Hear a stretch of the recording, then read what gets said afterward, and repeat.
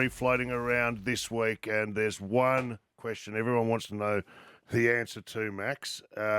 Revolver or Revs?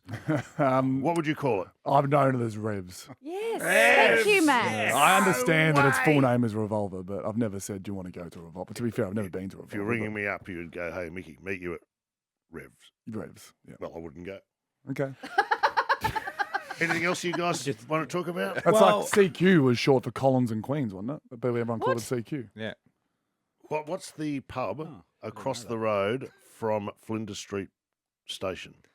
That's The most famous pub in Melbourne. Transport. Young and Jackson. Young and Jackson's. Oh. Yeah. No, it's not. Transport. No, it's not. Clocks. Clocks. And you'll clocks. I love You clocks. spend a Valentine's Day. I with did clock. on my own. You'll win a mountain of money on this. That if it's not called Young and Jackson's, it's called the Princess Bridge Hotel. Is its official name? So it's a good trivia question. But I'm not sure if that helps your argument. Yeah, that doesn't help your argument at all. No. You just undercut everything you've said this morning. well, luckily no one's tuning in this morning to hear. yeah. But we better get on with it. We will. Let's get on with it. Big weekend, Maxi, obviously, and you've become the centre of a story through no fault of your own, really. So just to set it up for people that aren't up to date, your coach Simon Goodwin was in his post-match press conference after the game against North Melbourne, and he had this to say about you. I'm not going to go into the details, but he's someone that there's footy and there's some stuff in life, and we just got to understand that people have backstories, and he's someone that we love dearly, and he will certainly be a big part of our response.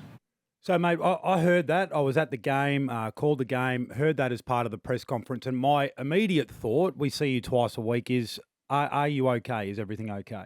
Yeah, I've been asked that a bit over the last 24 hours. I am okay. There's an illness in the family. It's been for a while, about 24 months to be honest. And I've put myself in a really good spot throughout that whole 24 months to be honest. I've Played some good footy. Played some good footy, got some great people at the club, great people in my family, and I've turned up every single day ready to be a captain, a player, and turned up at home ready to be a husband and a dad as well. So I'm in a really good spot, and so's the family member at this point. It did sort of escalate over the last 3 or 4 weeks, but back to a steady state now. So and on those comments, I love that my coach loves me, and it clearly shows that he cares. And he's 100% right. There is reasons behind performance issues for some players.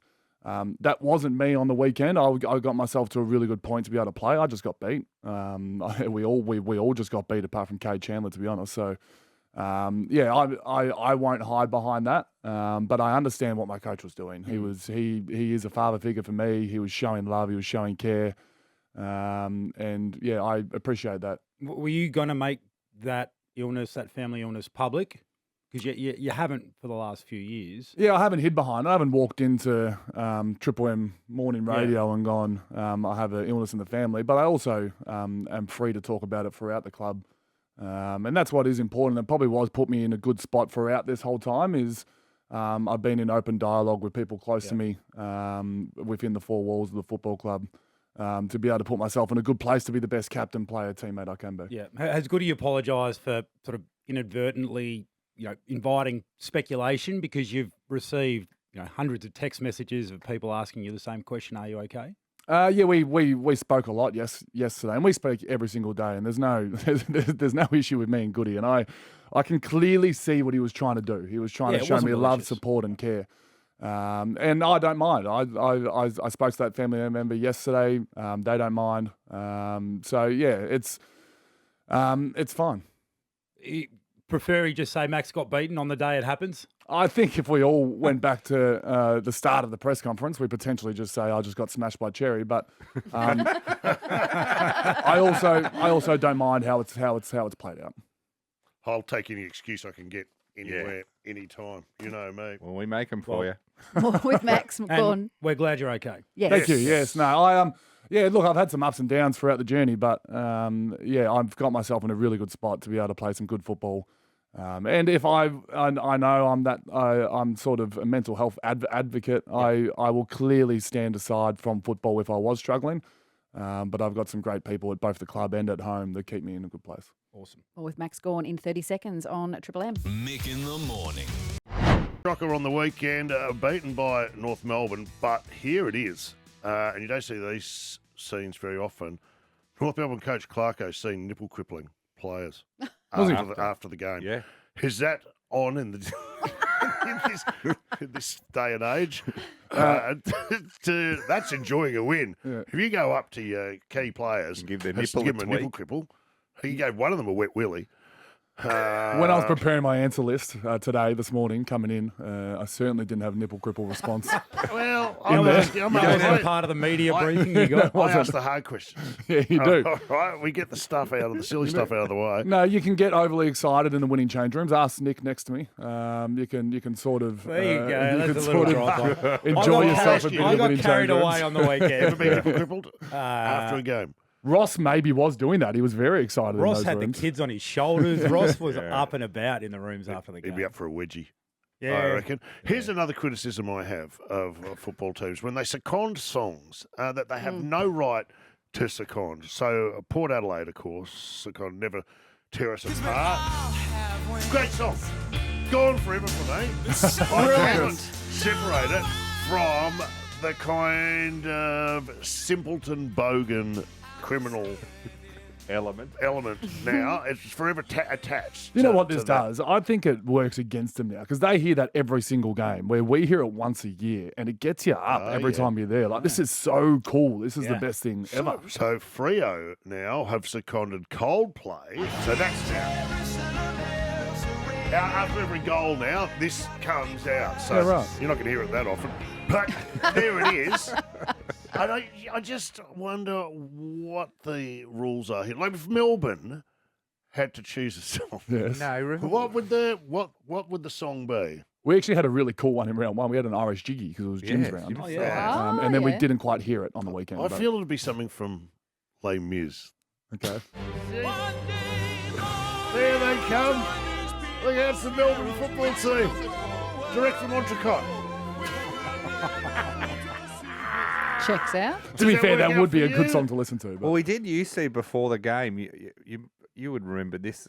You would have been in the rooms, but they used to have a guy come out in a smoking jacket and play a trumpet. that's right. And he In used the to, rooms. No, in the stand. He'd stand in the members. and in he a also smoking used to come jacket. out when he thought the game was done. Yeah. And then early in the fourth quarter, sometimes he'd be out there playing the trumpet. It He was did, in the Mark Field era, so he never came. He never actually came did out that. too much. It was more the They had last. the bugler. Yeah, it was the last They post. didn't. Hey, you're a strong leader of your football club. Harley Reed. He's had a weekend. He's given the bird. He's now gone and changed his handle on Instagram to a picture of Ben Cousins giving the bird. Like, he's got personality. He's got spunk. This kid. What would you say to him as a leader, as a captain? All that matters is inside the four walls. So if Harley Reid is doing everything he can to be the best teammate he can be, he can do whatever he wants on his Instagram. I think they would have a word to him about flipping the bird to crowd members. I think I would. But you certainly wouldn't try and take his personality away at the same point. You wouldn't. You're not a favour of flipping the bird. I think, I don't think that's a great look. But What about the forks? I'm a Harley Reid. I'm a Harley Reid fan. We got similar players that are in his sort of realm, not playing wise. He's a star, but in terms of his personality, and you got to let them shine because that's their best way of being the best player they can be.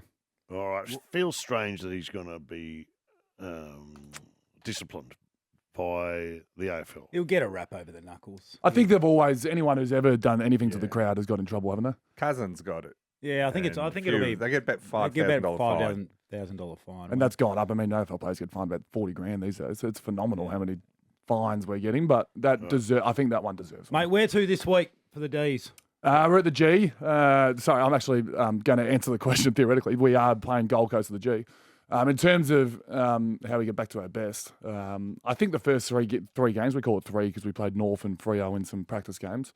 And then the Giants game, we showed some really good signs of what we've been doing over the off season. And we just, I mean, I never actually believed this line, and we didn't turn up. But that's certainly what it looked like. It looked like a team came ready to play some pretty hard contest football, and one team sort of got bullied off the ball. So we're not happy with that. Haven't been into the club yet, but certainly in the rooms post the game.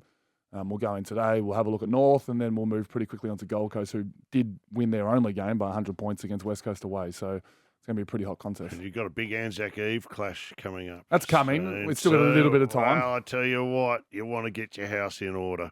Well, We are rampage. Richmond are. Excuse me. We are. I'll just leave it there. We're sitting here. Mate, thanks for coming in, and glad you're okay. Have a good week.